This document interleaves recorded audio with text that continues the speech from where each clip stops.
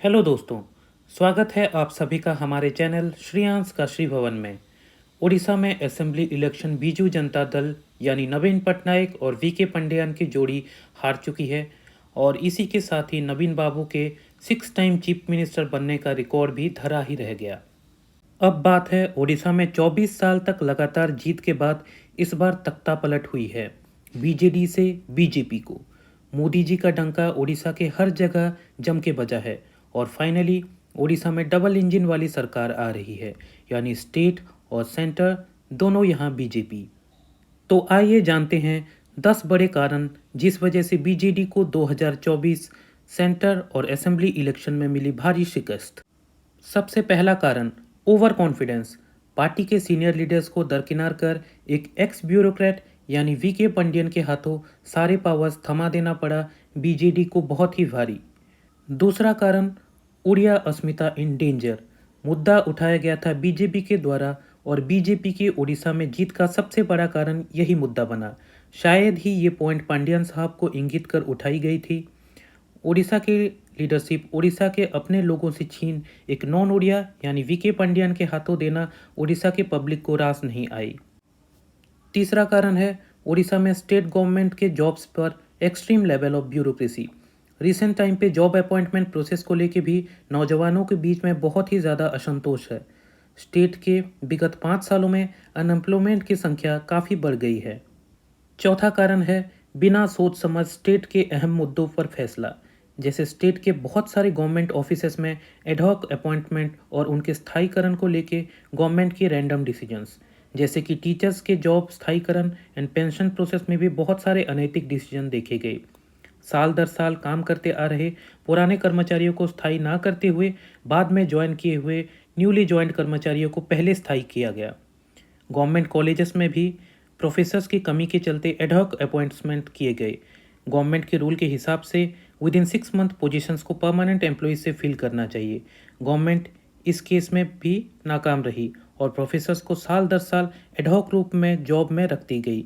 Even court के फैसले और सेंटर के अप्रूवल के बावजूद जॉब्स के स्थायीकरण के प्रोसेस को नवीन सरकार टालती ही रही। पांचवा कारण है स्टेट में क्राइम का ड्रास्टिक इंक्रीज। जैसे कि रिसेंट टाइम पे एसीएफ सौम्यरंजन का मिस्ट्री मर्डर केस, जिसमें बड़े लेवल के ब्यूरोक्रेट्स का शामिल होने पर सवाल उठाया गया। उड़ीसा के हेल्थ मिनिस्टर नबकिशोर दास का खुलेआम हत्या, वो भी एक पुलिस ऑफिसर द्वारा, और इन सब के कार्रवाई के बारे में पब्लिक को अंधेरे में भी रखना शायद एक मेन रीज़न हो सकता है बीजेडी के हार का। छठा कारण स्टेट में करप्शन का बहुत ज़्यादा बढ़ना। रिसेंट टाइम में उड़ीसा के छोटे से शहर बलांगीर और सुंदरगढ़ से 500 करोड़ की हिसाब विहीन संपत्ति शराब के ठेके से बरामद हुई है। इसके साथ साथ कई सारे गवर्नमेंट ऑफिशियल्स के करप्शन के मामले में भी सामने आना पब्लिक के नाराज़गी का एक अलग कारण हो सकता है।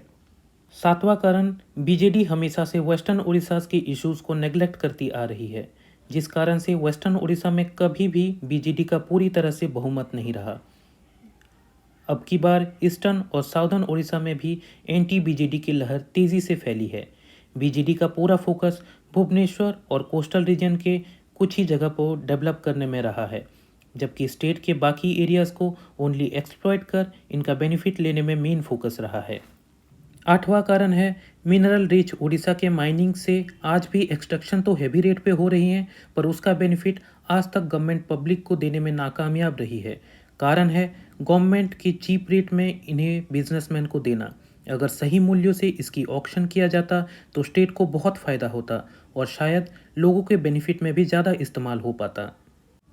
नवा कारण है मोदी गवर्नमेंट और सेंटर के नेताओं के बार बार उड़ीसा में रैली, जो कि पब्लिक की नब्ज को पकड़ने में कामयाब रही, जबकि बीजेडी गवर्नमेंट की ओर से प्रचार और प्रसार में काफ़ी कमियां दिखाई दी। 10वां कारण है पब्लिक 24 सालों तक एक गवर्नमेंट और उसके वही एक ही रणनीति और कॉम्प्लेसेंट नेचर से बोर हो चुकी थी।